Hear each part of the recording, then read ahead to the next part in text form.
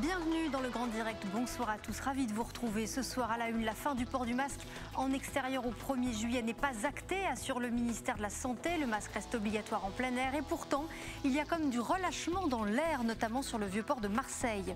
L'IHU de Marseille perquisitionné aujourd'hui, perquisition dans le cadre d'une enquête sur des soupçons d'emploi de fonds publics pour des dépenses non justifiées. Puis la location de piscines entre particuliers fait un carton.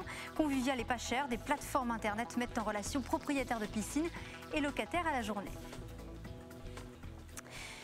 Il y a donc comme du relâchement dans l'air ces derniers jours. La fin du port du masque en extérieur au 1er juillet n'est pas actée, a répété aujourd'hui le ministère de la Santé. En attendant, le masque obligatoire reste obligatoire en extérieur. Mais avec l'arrivée des fortes chaleurs, eh bien beaucoup, vous allez le voir, s'en affranchissent. Reportage à Marseille de Luca Licata-Caruso et Nicolas Carme. Sur le vieux port de Marseille, les masques tombent. Le thermomètre affiche 30 degrés et les Marseillais ont bien du mal à supporter le masque. C'est aéré, donc on n'est pas confiné dans un endroit clos, donc aucune raison d'avoir un masque. J'ai plus envie de le garder, j'ai envie de l'enlever. M'amuser, boire un coup, obligatoire, pas obligatoire. Moi, je sais que liberté, égalité, fraternité.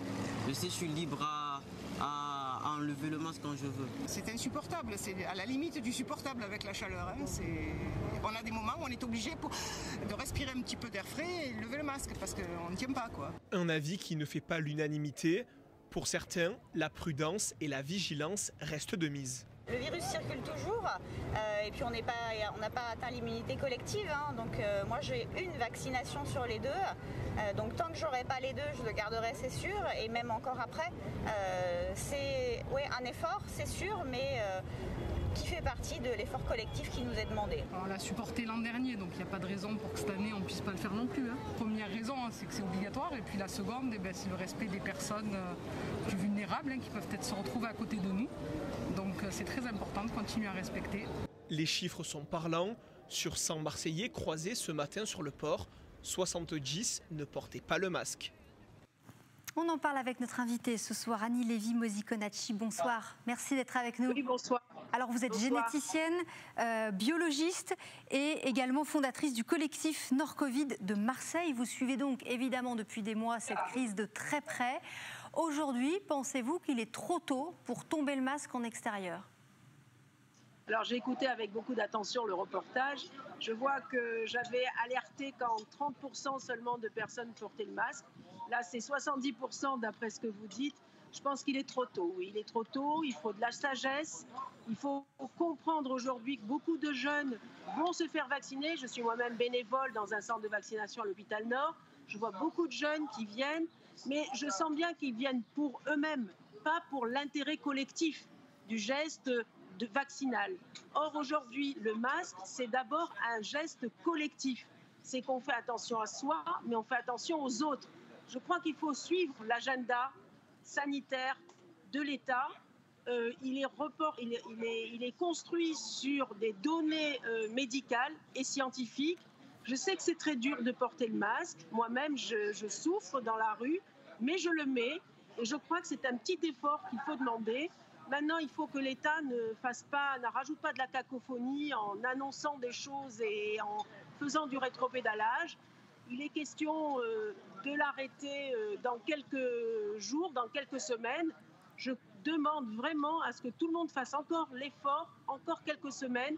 Les gens se vaccinent beaucoup et on va peut-être atteindre cette immunité collective qui nous permettra, à un moment donné, de pouvoir enlever ce masque qui nous pèse, mais qui nous protège. Alors la question quand même que beaucoup se posent à juste titre, ce sont les risques réels de contamination en extérieur. Beaucoup pensent qu'il n'y a pas de risque en extérieur. Alors selon vous, est-ce qu'il y a un risque en extérieur ou non ? Alors il faut être clair. Aujourd'hui, les terrasses sont ouvertes. Qu'est-ce qu'on craint ? On craint les postillons, on craint de ne pas... donc la contamination, elle se passe par les postillons, elle se passe par des mains qu'on oublie de laver.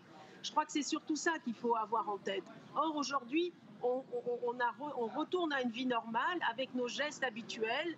Et c'est là où justement il peut y avoir danger. Mais vous comprenez que ce soit complexe comme message, puisqu'on a d'un côté des gens qui maintenant sont assis en terrasse sans masque pour manger et boire, et d'un autre on se balade dans la rue, même tout seul, et il faut être masqué, et que là il y a peut-être davantage de pédagogie à faire? Il y a d'abord, et je crois que vous avez tout à fait dit ce qu'il fallait, je pense qu'on n'a pas assez lancé, l'État doit lancer des messages de pédagogie. Je n'ai pas entendu de message rappelant que les gestes que nous faisons, aussi bien le masque que la vaccination, est avant tout un geste citoyen, un geste collectif. Il me semble qu'il manque des messages, pas alarmistes, mais qui rappellent que nous sommes dans une société et que les gestes doivent être communs à tous. Et en effet, la pédagogie me paraît être le bon moment pour passer un été le moins dramatique possible sur le plan sanitaire. Alors, on a vu aussi ces images de fêtes sauvages, de rassemblements. Alors, il y en a eu à Paris, mais il y en a eu aussi ce week-end du côté de Nice ou encore de Grasse. Il faut rappeler quand même que lorsqu'on est en extérieur, mais qu'on est dans une foule compacte, eh bien, là, il y a un risque de transmission, n'est-ce pas? Alors, c'est là où il faudrait mettre le masque, justement. C'est dans ces moments de rassemblement qu'il faut absolument comprendre que le masque est encore plus nécessaire que nulle part ailleurs. Et c'est vrai que ces moments de convivialité, le masque ne fait pas partie de la convivialité. Mais pourtant, c'est dans ces moments-là où il faut rappeler l'importance du masque actuellement. Alors le port du masque, il est particulièrement difficile à faire appliquer justement dans ce type de contexte, lors de fêtes, lors de soirées, et donc auprès des plus jeunes. Il y a la vaccination des adolescents qui va commencer demain, des plus de 12 ans. Est-ce que pour vous, ça c'est vraiment une bonne chose? Et est-ce qu'il y avait urgence?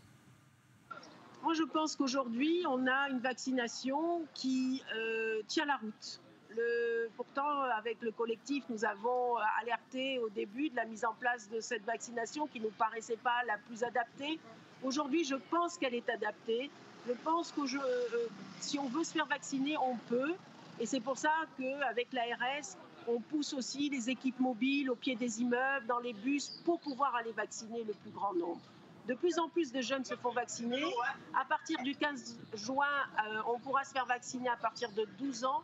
Je crois que la collectivité, le pays sera d'autant plus enclin à lever le masque que le nombre de personnes sera vacciné. Donc j'invite tout le monde à se faire vacciner. Et est-ce que vous ne craignez pas justement que cet été, on ait du mal à faire avancer cette campagne de vaccination? Parce qu'il y a l'épidémie qui reflue, il y a aussi le fait que les convaincus de la vaccination sont pour beaucoup déjà allés se faire vacciner. Est-ce qu'on ne risque pas d'atteindre une forme de plafond vaccinal? D'ailleurs, on le voit déjà dans beaucoup de grands centres de vaccination, il y a beaucoup de créneaux libres. C'est pour cette raison que moi je fais partie avec le collectif que nous animons pour essayer d'aller vers les gens. On a la capacité de pouvoir rendre mobiles nos structures de vaccination et je pense que c'est très intéressant qu'on puisse se déployer dans les centres commerciaux, près des plages, près des bus. On peut créer, on peut mettre des tentes, on peut faire de la vaccination de proximité. Et je pense que c'est cette vaccination-là qui aura un effet pendant la période estivale où en effet on n'a pas très envie d'aller dans les centres de vaccination qui sont souvent des lieux pas très agréables. Merci beaucoup Annie Lévy-Mosiconacci d'avoir été en direct avec nous ce soir. Tout autre chose à présent, l'IHU de Marseille a été perquisitionnée aujourd'hui, perquisition dans le cadre d'une enquête sur des soupçons d'emploi de fonds publics pour des dépenses non justifiées. Selon l'avocat Didier Raoult, qui dirige l'IHU, cette perquisition n'a rien à voir avec lui, il n'est pas mis en cause. Précision à Marseille de Lucas Licata-Caruso. La perquisition a débuté à 9h30 au sein de l'IHU, dirigée par le professeur Didier Raoult. Une perquisition menée par les enquêteurs de la police judiciaire, accompagnés du procureur de la République de Marseille. Le parquet cherche à vérifier des soupçons de prise illégale d'intérêt et de détournement de fonds publics. Il vise une convention financière potentiellement surestimée entre l'IRD, l'Institut de recherche pour le développement, et la direction de l'IHU. Des faits antérieurs à la crise sanitaire puisqu'ils remontent à 2019 et qui ne concernerait pas directement le professeur Didier Raoult, selon son avocat, maître Brice Grazzini. Les enquêteurs qui sont repartis avec des dossiers en début d'après-midi. Voilà, il s'agissait bien sûr de Manon Mujica. Le tribunal judiciaire d'Avignon examinera ce mercredi la requête déposée par des élus Les Républicains contre la tête de liste Rassemblement National. Ils tentent de faire radier Thierry Mariani des listes électorales, estimant qu'il n'a pas de réel domicile dans la ville. Alexis Ricard a suivi Thierry Mariani sur le marché de la Valette du Var ce matin dans la dernière ligne droite de la campagne. Le tractage sur un marché, le passage obligé de toute campagne électorale. Ce matin, Thierry Mariani s'est prêté au jeu dans la commune de la Valette du Var. Devant les caméras, cette sympathisante Rassemblement National affiche son soutien. Et j'espère que cette fois vous allez passer, qu'ils ne vont pas faire leur petite tambouille comme d'habitude. Ça a déjà commencé, mais on peut gagner. Parce que d'habitude, ils font la petite tambouille. Oui, mais j'espère que cette fois, les Français ne se laisseront pas avoir. L'échéance du premier tour approche et les derniers sondages le donnent en tête devant la liste LR de Renaud Muselier. Thierry Mariani est confiant. Parce que nous, on est clair depuis le début de cette campagne. On n'a pas fait d'alliance contre nature, on ne se prépare pas à faire une alliance éventuellement avec d'autres, on n'est pas suspendu au retrait d'une liste éventuellement au second tour. Voilà, moi je dis très clairement, notre liste du premier tour, ce sera la même que notre liste du second tour. Notre programme du premier tour, ce sera la même que notre programme du second tour. Donc on est serein, après c'est aux électeurs de décider. Signe que dans cette campagne, tous les coups sont permis. Des membres du parti Les Républicains ont déposé un recours pour demander la radiation des listes électorales du candidat Mariani. Ce dernier est accusé de ne pas vivre réellement à Avignon. Réponse du tribunal judiciaire ce mercredi. Voilà, et nous sommes maintenant à 6 jours du premier tour des régionales, soirée électorale sur notre antenne le soir du premier tour, dimanche. Puis le débat de l'entre-deux tours, ça se passera ici, sur l'antenne d'Azur TV, qui deviendra prochainement 3 chaînes, toujours plus proches de vous. BFM Marseille-Provence, BFM Toulon-Var et BFM Nice-Côte d'Azur. Rendez-vous, vous le voyez, le jeudi 24 juin de 8h30 à 9h30 pour le débat de l'entre-deux tours. Il sera présenté par Jean-Jacques Bourdin. Le Var a connu un week-end noir sur les routes. 3 motards ont perdu la vie, plusieurs personnes ont été grièvement blessées.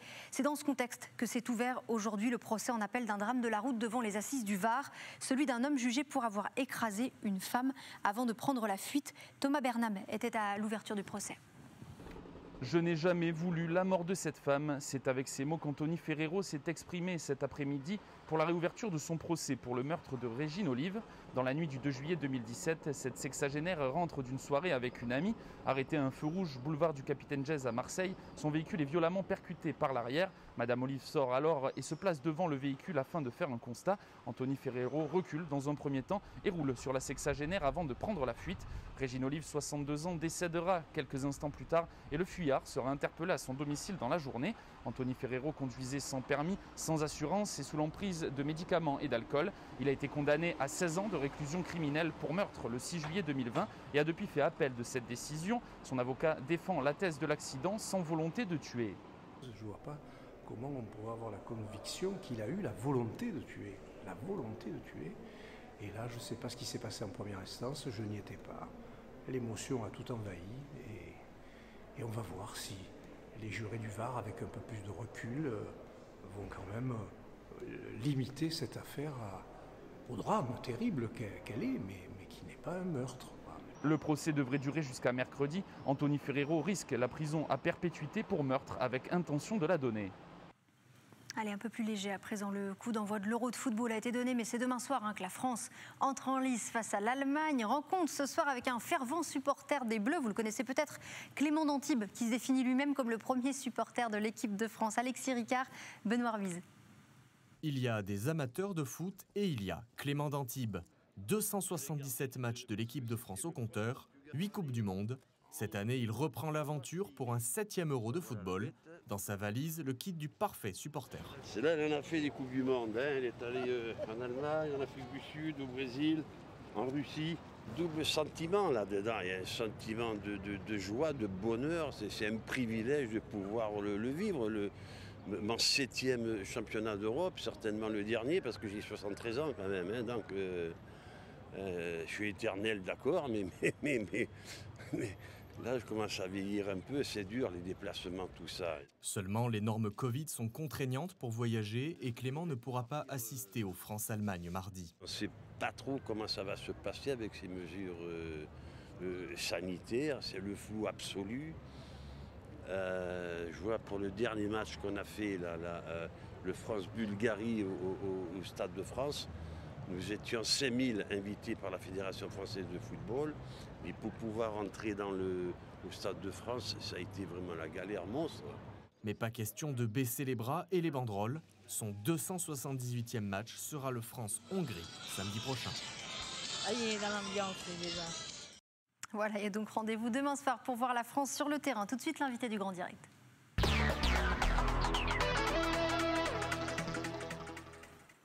Comment gérer les rassemblements qui tournent parfois à la fête sauvage depuis l'assouplissement du couvre-feu jusqu'à 23h? Ce week-end, des centaines de fêtards, par exemple, ont été évacués de la plage des Ponchettes à Nice. À Grasse, c'est une trentaine de personnes qui a été verbalisée. On en parle avec Julien Ventre. Bonjour. Bonjour. Merci d'être avec nous. Vous êtes secrétaire départemental du Var, SGP Police FO. Alors là, j'évoquais des faits qui ont eu lieu dans les Alpes-Maritimes, mais on imagine aussi que vous êtes confronté aux mêmes problématiques chez vous dans le Var. Comment gérer ces rassemblements en soirée, rassemblements pas toujours maîtrisés? Écoutez, concernant tous ces rassemblements, nous avons énormément de problématiques.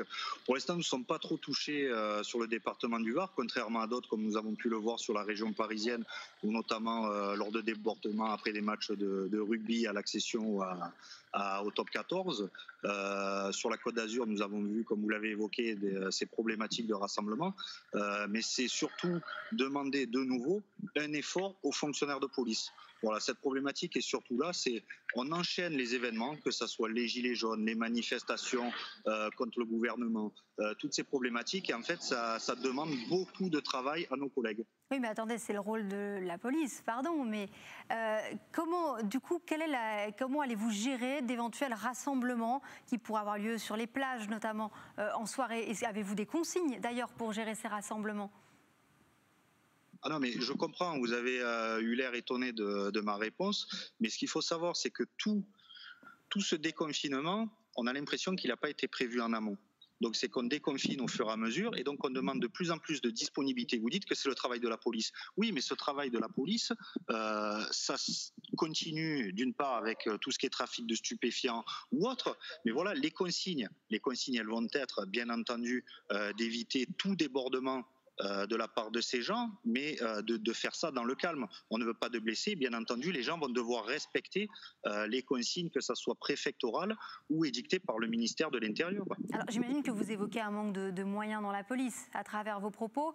Comment, selon vous, on aurait pu anticiper davantage ces étapes du déconfinement pour éviter ce type d'incident ? Écoutez, les étapes de déconfinement, c'est plusieurs étapes. Comme actuellement, on voit qu'à la fin du mois, donc il va y avoir ce déconfinement total pour permettre que la période estivale se passe très bien pour la totalité de nos concitoyens. Mais ce qu'il faut voir, c'est pas à nous de dire concrètement ce qui aurait dû être fait ou pas être fait. Ce qu'il y a, c'est que voilà, on réouvre donc, ce qui est tout à fait normal, les restaurants, mais de là, ça amène de plus en plus d'individus. Il y a également des projets X qui se mettent en place avec des individus qui veulent faire la fête. Et alors, là, la particularité, expliquez ce que sont les projets X. Hein. Ce sont des appels à se rassembler, des appels à des fêtes improvisées. Hein. Oui, tout à fait, c'est toutes ces fêtes improvisées, puisqu'on va dire de gérer des restaurateurs qui ferment leur établissement en respectant, puisqu'également ils ont besoin de travailler, ça pose pas de problème particulier. Là où est la problématique, c'est toutes ces fêtes, comme on l'évoque, le projet X, où ça appelle à des rassemblements festifs et à faire fi de toutes les consignes sanitaires et les consignes du gouvernement en la matière, c'est là le plus dangereux, puisque nous avons face à nous des personnes qui peuvent être alcoolisées ou sous l'effet de produits stupéfiants, et c'est là où ça peut dégénérer, où il peut avoir un effet de foule et également avoir des blessés. Et bien sûr, là où nos collègues ont cette crainte, c'est d'être encore mis en cause pour pouvoir faire fuir ces personnes qui font fi de toutes ces préconisations. Alors, est-ce qu'il n'y a pas un enjeu de prévention aussi avec des patrouilles sur les plages pour commencer à disperser peut-être des petits groupes qui se forment? Parce qu'on imagine qu'une fois qu'on a une foule de plusieurs centaines de personnes, effectivement, c'est plus compliqué. Alors, ce travail se fait au quotidien avec l'aide également des polices municipales pour les diverses communes. Donc voilà, effectivement, comme vous dites, on a toutes ces patrouilles en prévention qui viennent, qui disent attention, voilà, dans pas longtemps il y a le couvre-feu, on va vous demander de quitter les lieux. Et tout ça, ce travail se fait déjà. Mais avec ce déconfinement total, donc on va dire jusqu'à la fin du mois, on risque d'avoir cette problématique.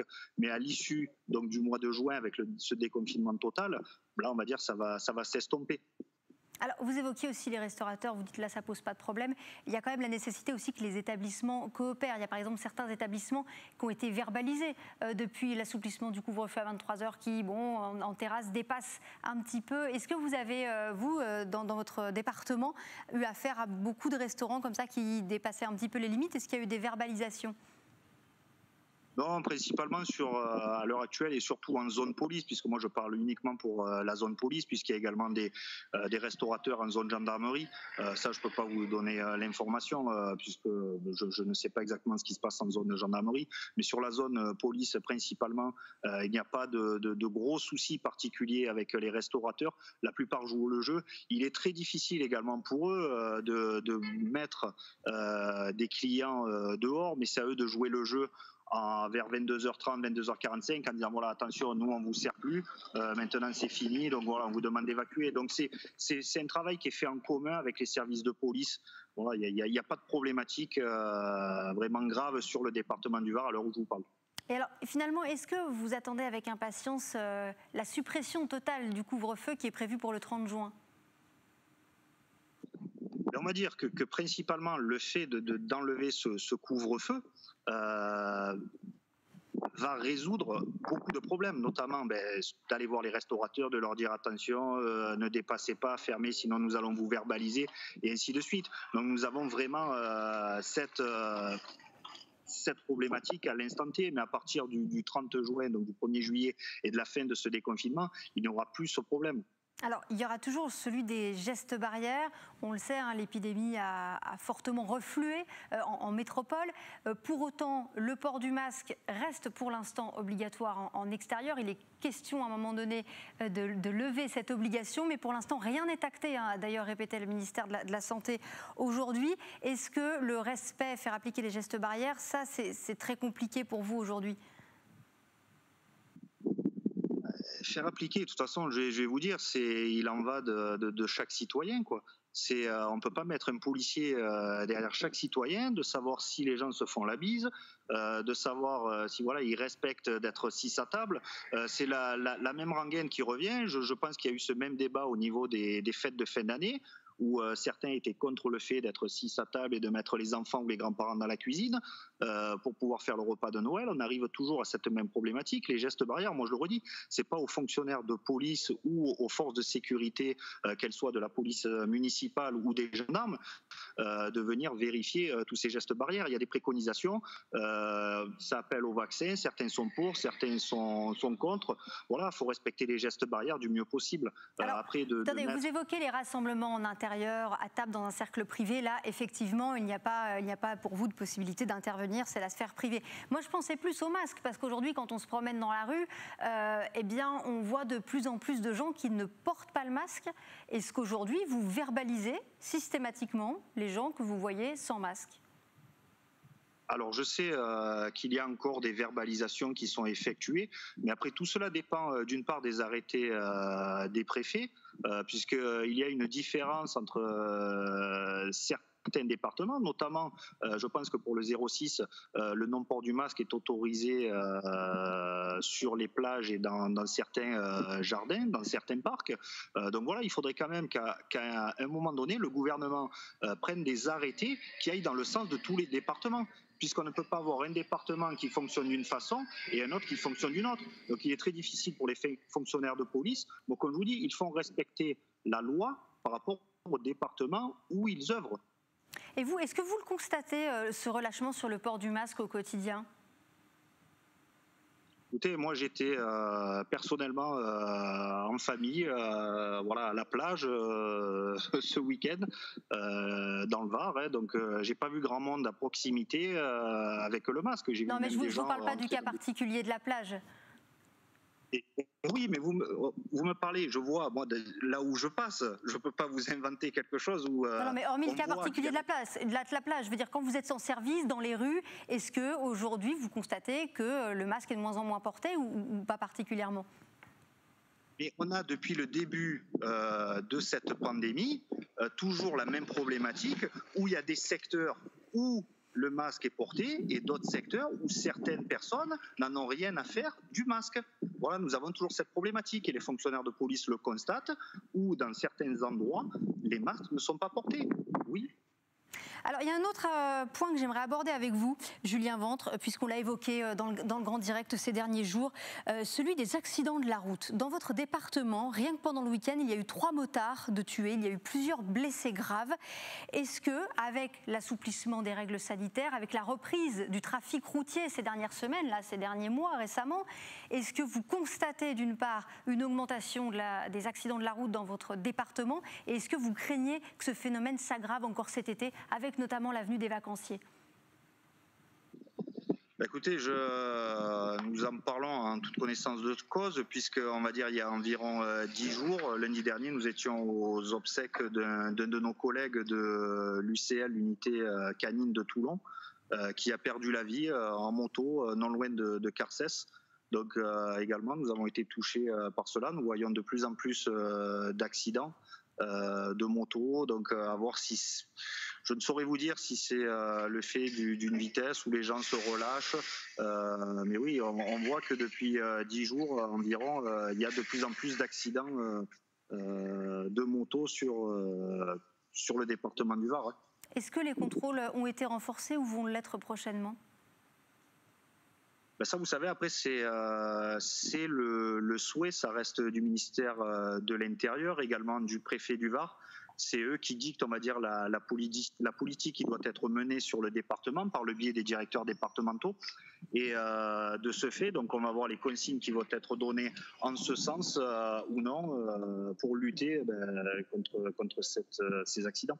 Très bien, merci Julien Ventre. Je rappelle que vous êtes secrétaire départemental du Var, SGP Police FO. Merci d'avoir été en direct avec nous ce soir. Et puis toute autre chose à présent, un petit peu de légèreté. On va parler un petit peu de littérature. Les membres du jury du prix Nice Baie des Anges se sont retrouvés aujourd'hui pour cet incontournable rendez-vous annuel, celui du prix littéraire de la ville de Nice, donc qui est dédié au roman. Ils ont présenté leur ultime sélection, 8 livres en lice donc pour ce prix. Écoutez le président du jury, Franz-Olivier Gisbert. Il y a principalement des jurés, comme on dit, populaires, et puis de l'autre côté des jurés qui sont soit écrivains, enfin en général d'ailleurs écrivains ou journalistes, et généralement c'est toujours le jury populaire qui décide en fait. Et nous, on apporte des livres, on discute, mais c'est vrai que c'est parfois très tendu. Je dois dire, là on n'a pas encore commencé, on va voir. Parfois c'est très tendu, surtout quand il y a 2 livres en lice, qui sont à touche-touche, quoi, quand c'est très... Mais sinon, il arrive aussi, j'ai connu des réunions parce que ça fait un certain temps que je préside ce jury, j'ai connu des réunions du prix Baie des Anges, qui est un prix quand même renommé, avec un très beau palmarès. J'ai connu des réunions où ça allait très vite, parce que de temps en temps, il y a un livre qui s'impose et tout le monde est d'accord. Ça peut aller très vite. Parfois, c'est très long, ça dépend. C'est comme les accouchements, on ne peut pas savoir au départ, c'est parfois... c'est à peine commencé que c'est déjà fini parce que tout le monde dit la même chose, tout le monde a été impressionné par un livre, et puis de temps en temps, oui, il y a 2 livres, surtout quand il y a 2 livres. À la limite quand il y a 3 livres, mais quand il y a 2 livres face à face, par exemple l'année dernière, ça peut être parfois un petit peu... Ouais, parfois les discussions sont un petit peu chaudes. Et 3 vies de Susanna Becker, ça c'est un livre... c'est un beau livre. Attendez, Mazarine Pinjot et La peur continue, c'est sur des histoires actuelles. C'est un peu compliqué. Mais c'est un livre que j'ai aimé. Là, moi, j'ai présenté Le corps d'origine. C'est une sorte de thriller un peu étrange parce que à la fin, on est très surpris par le dénouement. Donc, c'est vraiment une très belle surprise, le dénouement. Mazarine Pinjot, c'est un livre dur, c'est un roman dur. Ça s'appelle Et la peur continue. Le corps d'origine, c'est un historien qui a écrit ce livre, Jean-Luc Barré. C'est un thriller, mais c'est un thriller avec un rebondissement à la fin qui est très inattendu et vraiment une grosse surprise. C'est très bien fait. Et puis vous avez L'Enfer de Caspar Koenig, c'est un grand essayiste, mais là il s'essaie au roman. On peut continuer comme ça, enfin, il y a plein de bons livres comme d'habitude, hein, et puis on a l'embarras du choix. Pour vous informer au plus près de chez vous, Azur TV devient BFM Marseille-Provence, Toulon-Var, Nice-Côte d'Azur.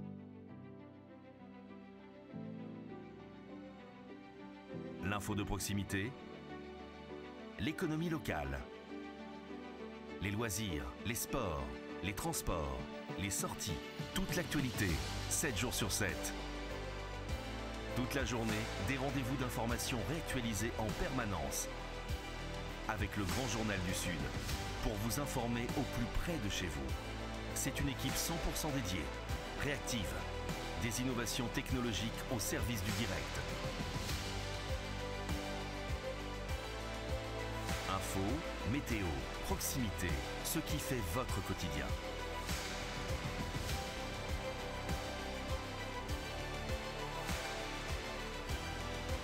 BFM Marseille-Provence, BFM Toulon-Var, BFM Nice-Côte d'Azur. Disponible sur tous les supports.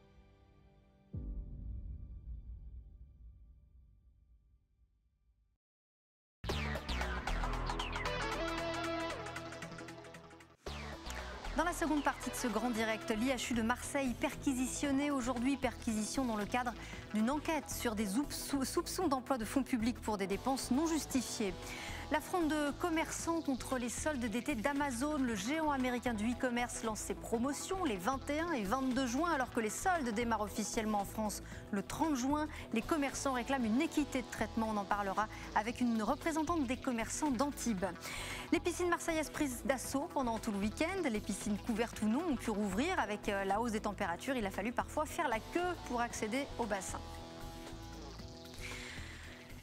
L'IHU de Marseille a donc été perquisitionné aujourd'hui, perquisition dans le cadre d'une enquête menée sur des soupçons d'emploi de fonds publics pour des dépenses non justifiées. Selon l'avocat Didier Raoult qui dirige l'IHU, cette perquisition n'a rien à voir avec lui. Il n'est, selon lui, pas mis en cause. Précision à Marseille de Manon Moujica. La perquisition a débuté à 9h30 au sein de l'IHU, dirigée par le professeur Didier Raoult. Une perquisition menée par les enquêteurs de la police judiciaire accompagnés du procureur de la République de Marseille. Le parquet cherche à vérifier des soupçons de prise illégale d'intérêt et de détournement de fonds publics. Il vise une convention financière potentiellement surestimée entre l'IRD, l'Institut de recherche pour le développement, et la direction de l'IHU. Des faits antérieurs à la crise sanitaire puisqu'ils remontent à 2019 et qui ne concerneraient pas directement le professeur Didier Raoult, selon son avocat, maître Brice Grazzini. Les enquêteurs qui sont repartis avec des dossiers en début d'après-midi. La fin du port du masque en extérieur au 1er juillet n'est pas actée, c'est ce qu'a répété aujourd'hui le ministère de la Santé. En attendant, le masque reste obligatoire en plein air et pourtant, il y a comme un petit air de relâchement dans l'air avec l'arrivée des fortes chaleurs. Beaucoup s'en affranchissent, comme ces Marseillais interrogés aujourd'hui par Nicolas Carme. C'est aéré, donc on n'est pas confiné dans un endroit clos, donc aucune raison d'avoir un masque. J'ai plus envie de le garder, j'ai envie de l'enlever. M'amuser, boire un coup, obligatoire, pas obligatoire. Moi, je sais que liberté, égalité, fraternité. Je sais que je suis libre à enlever le masque quand je veux. C'est insupportable, c'est à la limite du supportable avec la chaleur. Hein. On a des moments où on est obligé de respirer un petit peu d'air frais et lever le masque parce qu'on ne tient pas, quoi. Ce week-end, dans une tribune au journal du dimanche, le collectif Sauvons nos commerçants a dénoncé le cynisme économique absolu d'Amazon au sujet d'une opération promotionnelle qui a été organisée par le géant américain une semaine avant les soldes d'été en France. Aujourd'hui, des représentants des commerçants demandent une réunion d'urgence au ministère de l'économie. On en parle avec Sylvie Richefeu. Bonsoir. Bonsoir. Vous êtes représentante des commerçants d'Antibes. Tout d'abord, votre réaction quand vous avez découvert effectivement qu'Amazon, une semaine avant vous, allait proposer ses soldes en ligne. De la colère, de l'incompréhension, parce qu'on ne comprend pas bien à quoi on joue. Franchement, on sort d'une période où les commerces ont été fermés. Amazon a surfé sur cette vague très largement. Et là maintenant, les soldes, donc effectivement pour les petits commerces, c'est pour la fin du mois et Amazon va démarrer avant tout le monde. Et je ne sais pas à quoi on joue et j'espère qu'en plus haut lieu, on va empêcher cela parce que c'est juste inacceptable. Après, la question, c'est est-ce qu'on peut vraiment l'empêcher? Parce que là, comme chaque année, on fixe, le ministère de l'économie fixe une date officielle pour les soldes. Qu'est-ce qui empêche Amazon à chaque fois de s'adapter et de toujours prendre un petit peu d'avance sur les promotions? Ça paraît aussi peut-être difficile de réguler cela. C'est une vraie question. C'est une vraie question, vous avez raison. La vraie question, c'est aussi pourquoi Amazon travaille aussi facilement et aussi librement sur notre territoire, parce que c'est quand même pas non plus une société française. Et pourquoi ces gens-là payent si peu de taxes, d'impôts, etc. Et pourquoi ils font comme ils veulent. Et c'est vrai que c'est la mort des petits commerces à terme. Amazon recrute un salarié, c'est 2 salariés de petits commerces qui oui, parce que souvent, un des arguments d'Amazon, c'est de dire, mais regardez, on ouvre quand même des grosses plateformes logistiques sur lesquelles travaillent des centaines de personnes, ce qui en soi est vrai. Après, c'est vrai qu'il y a aussi cet argument que ça peut être destructeur d'emplois. Bien sûr, et puis on va tuer aussi le petit commerce de quartier. Et si on veut que nos villes, nos petites villes de province meurent, c'est le meilleur moyen, parce que commander sur Internet, c'est aussi un petit commerçant qui à terme ferme. Et ça, c'est dramatique. Je veux dire, on a besoin dans nos cœurs de ville d'avoir ces petits commerces de proximité. Après, est-ce que les deux s'opposent toujours? C'est-à-dire que, est-ce que finalement, ce qu'on a acheté sur Amazon, effectivement, on l'aurait acheté chez son commerçant de proximité, ou bien finalement, on achète plus, puisque parfois, il y a des achats qui s'ajoutent aux autres. C'est-à-dire que ça n'empêche pas forcément d'aller en bas de chez soi et par ailleurs commander. Est-ce que ce n'est pas une vision un peu binaire des choses? On ne devrait pas s'opposer, on devrait pouvoir cohabiter intelligemment. Je comprends tout à fait, enfin nous comprenons, nous les commerçants de quartier, on comprend tout à fait que les gens puissent, d'autant qu'avec la Covid, les mentalités ont évolué. Je veux dire, le numérique a pris une place énorme, les achats se sont faits depuis la maison derrière son écran, parce qu'on était tous très longtemps quand même confinés. Donc on comprend cela, mais ça ne peut pas. Il faudrait qu'on suive tous quand même un rythme un petit peu, qu'on avance ensemble, plutôt que d'aller à Amazon démarre une semaine avant les petits commerces. Enfin, c'est juste pas. Vous voulez dire qu'on arrive à une forme de concertation? Oui, il faudrait effectivement qu'on se concerte. Moi, on n'est pas absolument contre Amazon parce qu'il faut évoluer avec son temps, mais pas dans ces conditions. C'est pas normal. Il n'y a pas les mêmes armes. On ne se bat pas du tout avec les mêmes armes. C'est sûr. Alors, vous qui représentez des commerçants d'Antibes, est-ce que certains ont le sentiment ou se sont aperçus effectivement qu'ils avaient perdu peut-être une partie de leur clientèle qui, pendant les périodes de confinement, les périodes de couvre-feu, avaient davantage commandé sur Internet, ont peut-être pris de nouvelles habitudes et ne revenaient pas forcément dans certains commerces? Alors, je pense qu'il y a eu une perte effectivement de clientèle, mais quand même, on se rend compte que par exemple, quand on nous a rendu les terrasses, là au mois de, je ne sais plus quand c'était, d'ailleurs j'ai perdu la date. Le 19 mai. Le 19 mai, merci de me le rappeler. On a vécu une semaine, on s'est tous dit c'est Noël, on a vécu une semaine et on était heureux de retrouver, parce que je pense que beaucoup de nos clients quand même avaient envie de revenir chez son petit commerçant de quartier, parce qu'encore une fois, c'est ce qui fait vivre une ville et c'est important de garder ce dynamisme. Mais je sais aussi que beaucoup d'habitudes ont été prises de commander sur Internet, mais c'est pas un vrai problème, ça, c'est pas un vrai problème. C'est intéressant ce que vous dites. Vous dites qu'il y a une forme d'euphorie, et là, c'est quoi? C'est en train de retomber? Un petit peu. Le soufflet est en train de retomber un petit peu. De nouveau, là, c'est assez mou. Il n'y a pas une fréquentation extraordinaire. Alors, je ne vous parle pas des centres commerciaux parce que je n'ai pas de remontée du tout, mais là ça s'est un petit peu calmé. Alors on attend bien sûr le début des vacances et on se dit que beaucoup de Français vont rester en France pour ces vacances encore cet été. Il y a encore trop de difficultés à partir à l'étranger, donc je pense qu'on va encore bénéficier cet été comme l'été dernier de cette manne de Français qui viennent dans nos régions. Oui, et puis il y a quand même les soldes d'été qui arrivent le 30 juin. Et il y a quand même les soldes d'été le 30 juin, voilà. Donc, et comme peut-être pendant l'hiver on était encore un peu plus dans la crise sanitaire, alors peut-être que beaucoup de gens n'ont pas fait les soldes cet hiver, peut-être qu'ils apprécieront davantage les faire cet été. J'imagine que c'est le pari que vous faites.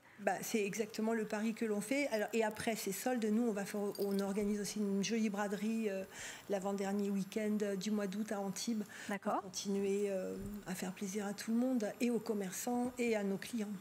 Alors, est-ce que cette crise, elle n'a pas été aussi l'occasion pour certains commerçants de se réinventer un peu, d'inventer de nouvelles pratiques? On a vu beaucoup de click and collect, beaucoup de nouvelles choses pour justement capter tous ceux qui allaient faire des achats en ligne. Est-ce que ça, vous avez le sentiment que ça a fonctionné et que ça va s'installer dans le temps?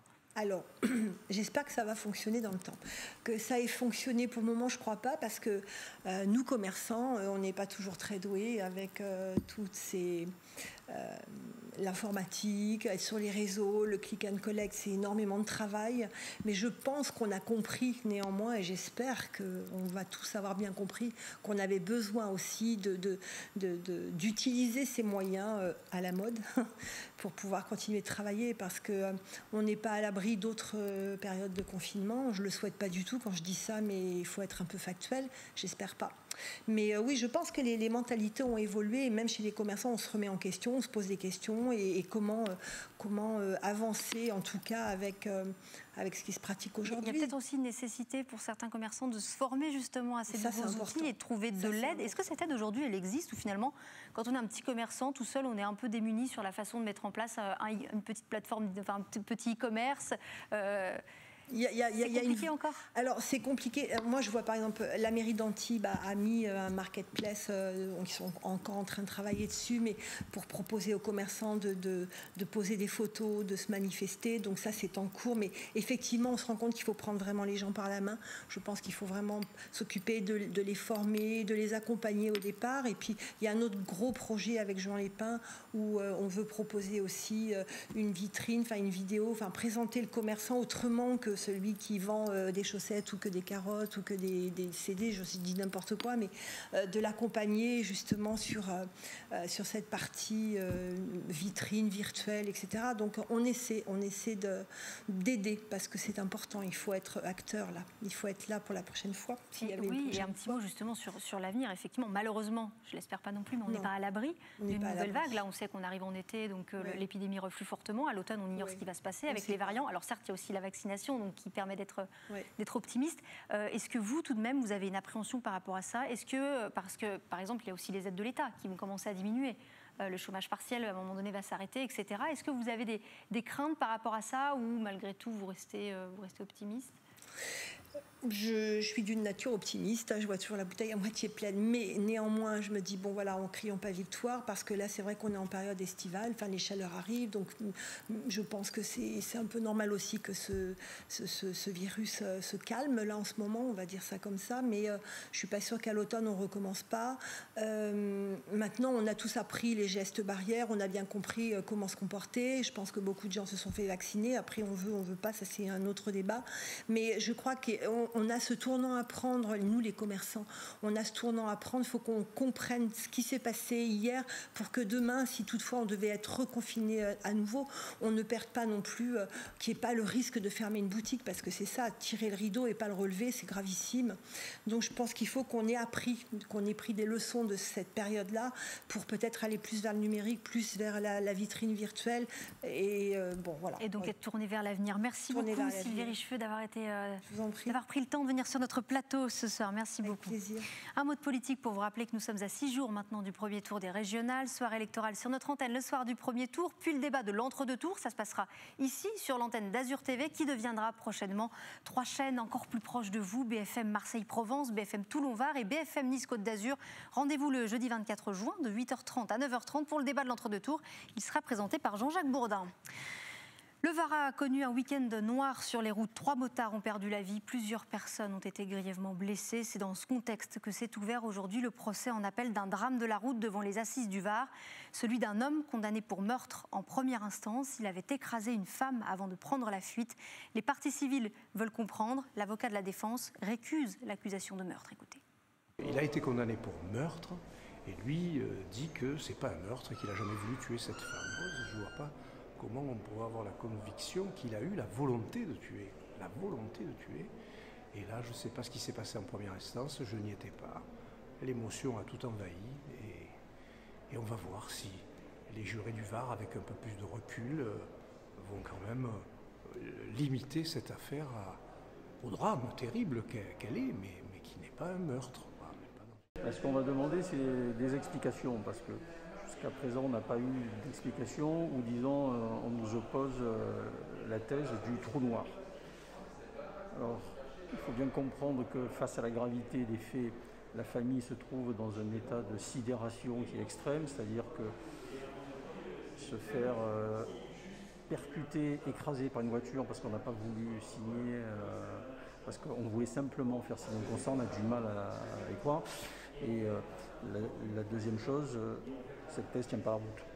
Donc on espère simplement, pas démesurément, parce qu'on sait bien ce qu'il en est, qu'on aura des explications qui tiennent la route parce que la famille en a besoin.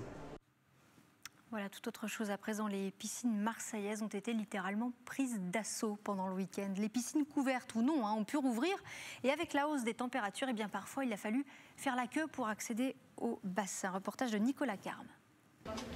Une longue file d'attente pour aller se rafraîchir à la piscine. Après des mois de fermeture, les nageurs n'en pouvaient plus d'attendre, comme Ismaël et sa maman Anan. On est venu même une demi-heure avant l'ouverture pour être sûr d'avoir une place. 7 ou 8 mois, je suis pas venue dans la piscine. J'étais vraiment impatiente de repartir à la piscine. Et puis je suis trop contente. Une activité sportive dont se réjouit Aurélie après des mois de télétravail. On a un bassin, on a l'eau à 31 degrés, enfin c'est parfait, on l'attendait avec impatience. Mais dans ce bassin de 25 mètres seulement, pas facile pour Nicolas de se frayer un chemin dans son couloir. Avec la réouverture, on a des créneaux quand même qui sont très serrés. Voilà, c'est entre midi et 13h30 ou 17h et 18h30. Donc là, vous constatez qu'il y a beaucoup de monde. Avec la crise sanitaire, les scolaires n'ont pas pu aller à la piscine. Pour l'adjoint au maire de Marseille, Sébastien Gibraël, l'été doit permettre de rattraper le retard. Élargir ces plages horaires, donner les piscines municipales en convention à des structures associatives qui, tout le long du mois de juillet et d'août, prendront des enfants de 6 à 12 ans. Pour les petits et les grands, l'essentiel maintenant est de se jeter à l'eau. Et rendre la baignade justement et la plage accessible à tous, c'est l'ambition chaque année des Handiplages à Nice. C'est un reportage de Marie Juisto. Profiter à nouveau de la mer et de la plage. À Nice, les personnes en situation de handicap peuvent se baigner. Fred est un habitué. Depuis des années, il profite de cette sensation de liberté dans une eau à 23 degrés. Elle commence à être moins fraîche et du coup on peut profiter sans regarder, sans faire attention au temps qu'on passe. C'est vraiment très agréable. Grâce à ces fauteuils, ils peuvent rouler jusqu'à la mer et remonter sur la dalle de béton. Oui, heureusement. Sinon, c'est trop dur pour marcher, pour descendre. Et pour descendre et pour sortir. Pour entrer dans l'eau et pour sortir. En plus de pouvoir aller dans l'eau, cette plage permet également aux personnes en situation de handicap d'échanger avec les autres et avec les handiplagistes. Les handiplagistes sont vraiment adorables avec nous. Ils sont constamment à notre disposition. Et le lieu ici, c'est un lieu de rencontre, un lieu de partage, et on oublie toutes nos différences. Cette plage de Carras est accessible aussi aux personnes qui ne peuvent pas marcher sur les galets de façon autonome. Elle permet aussi à des personnes qui aujourd'hui ont des difficultés pour marcher, à des personnes âgées qui n'osent plus venir se baigner, de savoir qu'elles peuvent venir ici. Il y a des fauteuils amphibies qui permettent à ceux qui ne marchent pas d'aller dans l'eau, mais il y a aussi des handiplagistes qui conduisent ces fauteuils, mais aussi qui prêtent leurs épaules pour permettre aux personnes qui ont ces difficultés-là de se baigner, voire de se rebaigner, chose qu'elles ne faisaient plus depuis des années. Cette année, la dalle de béton a été agrandie pour laisser plus d'espace aux personnes à mobilité réduite. Autre nouveauté, la plage ouvrira plus longtemps, 4 mois de baignade jusqu'au 15 septembre. Pour vous informer au plus près de chez vous, Azur TV devient BFM Marseille-Provence, Toulon-Var, Nice-Côte d'Azur.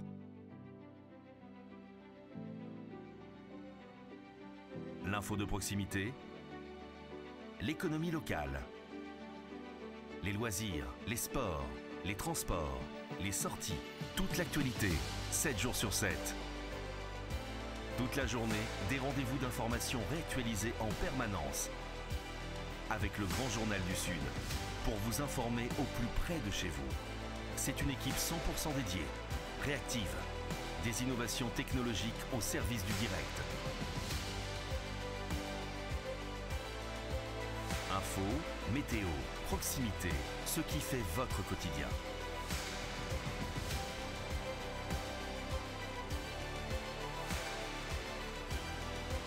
BFM Marseille-Provence, BFM Toulon-Var, BFM Nice-Côte d'Azur. Disponible sur tous les supports.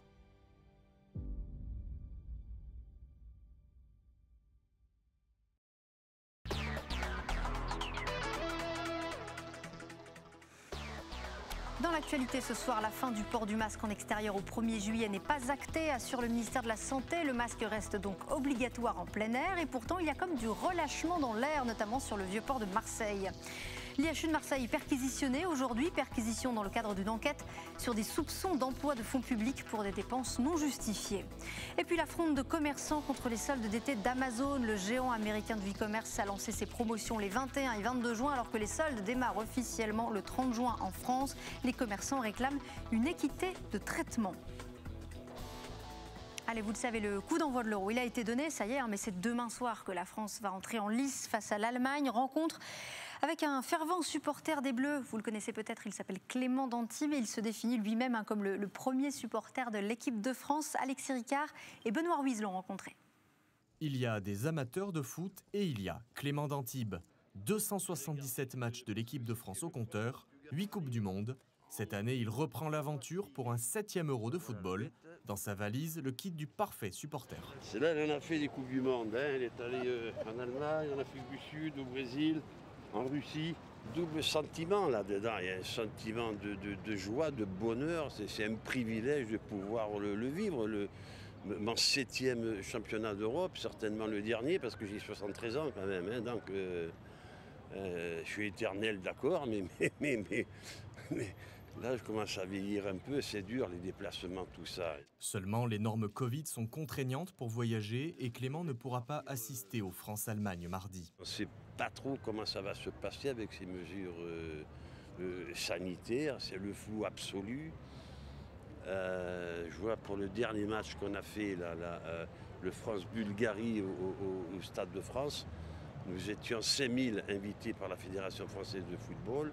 Et pour pouvoir entrer dans le Stade de France, ça a été vraiment la galère monstre. Mais pas question de baisser les bras et les banderoles. Son 278e match sera le France-Hongrie samedi prochain. Il est dans l'ambiance déjà. Et l'Euro de foot, on en parle avec Jean-Pierre Guiribelli, président de l'UMIS, principal syndicat de l'hôtellerie et de la restauration dans le Var. Et si on en parle avec vous ce soir, eh bien, c'est parce qu'il y a une question que se posent certainement des fans de foot. Pourra-t-on regarder le premier match de l'équipe de France de l'Euro demain soir en terrasse sur des écrans géants? Oui, mais à condition qu'il ne soit pas visible de l'extérieur. C'est-à-dire pour que nos clients sur nos terrasses et à l'intérieur, avec bien entendu le respect du protocole sanitaire, puissent regarder les matchs. Mais ce que souhaite Monsieur le Préfet et les services de l'État, c'est qu'il n'y ait pas d'attroupement devant les établissements qui réunirait un certain nombre de personnes qui ne respecteraient pas la distanciation. De toute manière, ça ne gêne pas nos professionnels puisque ce sont leurs clients qui vont consommer et regarder les matchs.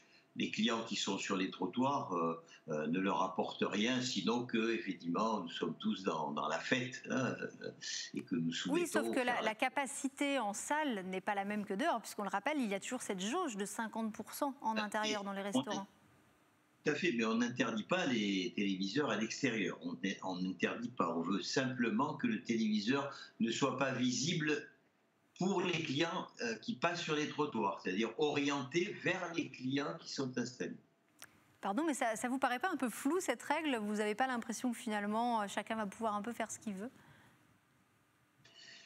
Vous savez, il y a beaucoup de choses qui nous paraissent un peu floues. On est stigmatisé, on est tout le temps soumis à des règles. Mais bon, je crois que notre saison démarre.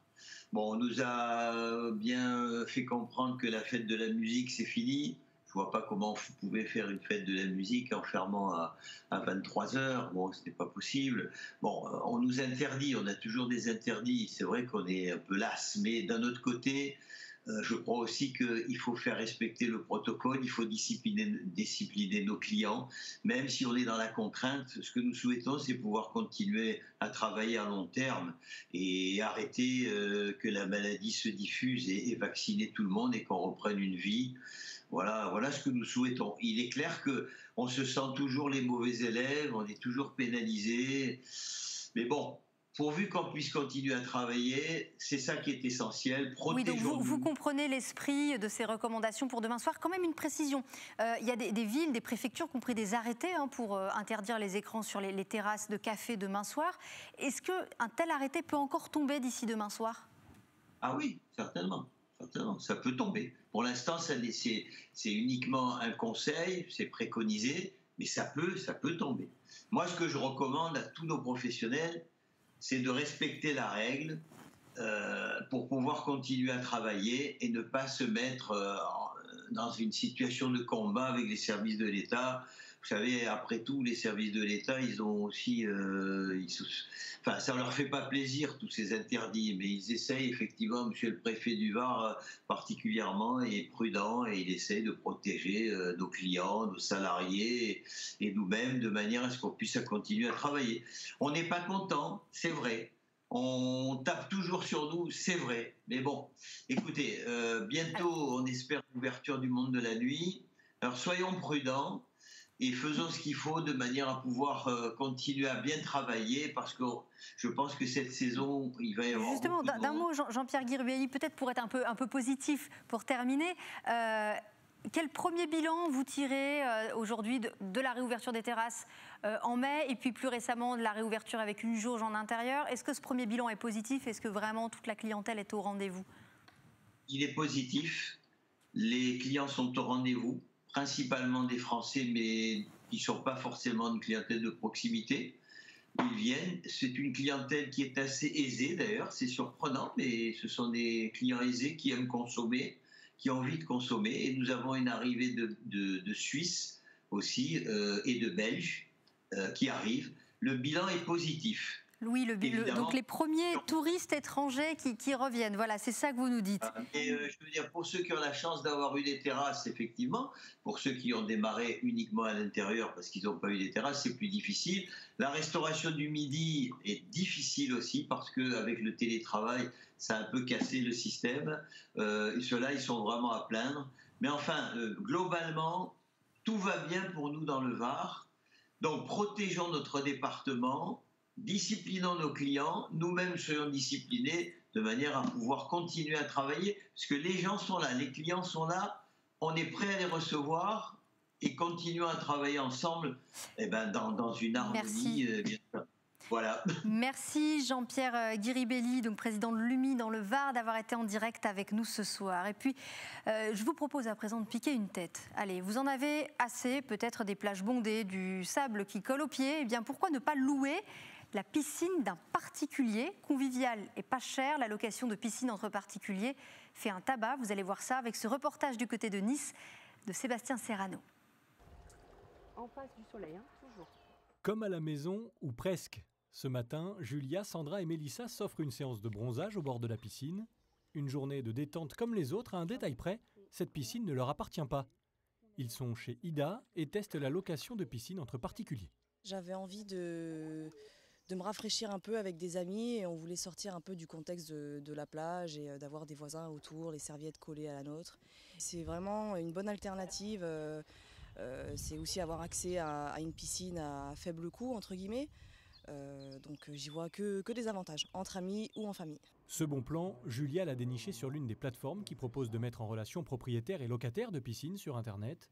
Sur le modèle des locations d'appartements, l'idée est toute simple, encore fallait-il y penser. Si vous êtes propriétaire d'une piscine, vous pouvez la louer à une famille, à un groupe d'amis, pour des événements, pour une après-midi ou une journée.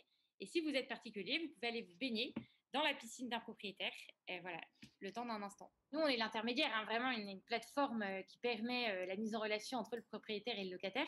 En tant que plateforme, on a une assurance qui couvre les propriétaires et les locataires en cas de problème lors de la location. J'ai des demandes d'informations, donc je leur dis exactement s'il y a du vis-à-vis, certains me demandent s'il y a du soleil, certains me demandent s'il y a des tables, s'il y a un barbecue, et à leur convenance, et puis une fois que c'est bon pour eux, ils font la réservation, j'accepte la réservation, et ensuite ils ont mon numéro de téléphone et ils m'appellent. On est présent dans la maison, on va dire. Ensuite on les laisse passer la journée tranquillement dans la piscine, mais on est là au cas où ils ont besoin de quelque chose, on est discret mais on est là. Après les périodes de confinement, la clientèle se tourne volontiers vers ces espaces extérieurs pour se faire plaisir. La Côte d'Azur n'échappe pas à ce phénomène très en vogue. Clairement, il y a une vraie demande. Nous, aujourd'hui, on a quand même 125 000 personnes qui sont inscrites sur la plateforme et on a 2000 piscines actives à peu près. Oui, tout à l'heure, j'étais chez un propriétaire de piscine et dans les 2 heures où j'étais avec lui, il a reçu 10 demandes. Bon, alors, étalé sur 3 jours, hein, mais en fait, il me dit, mais c'est un business, quoi, j'en reçois tout le temps. Le prix est fixé par le propriétaire. Des tarifs à la journée, entre 15 et 100 € selon la durée, les prestations et le nombre de personnes. Et à ce prix-là, nul doute que cet été, les plongeons seront nombreux. Tout de suite, une nouvelle heure d'information. Très belle soirée à tous, à demain.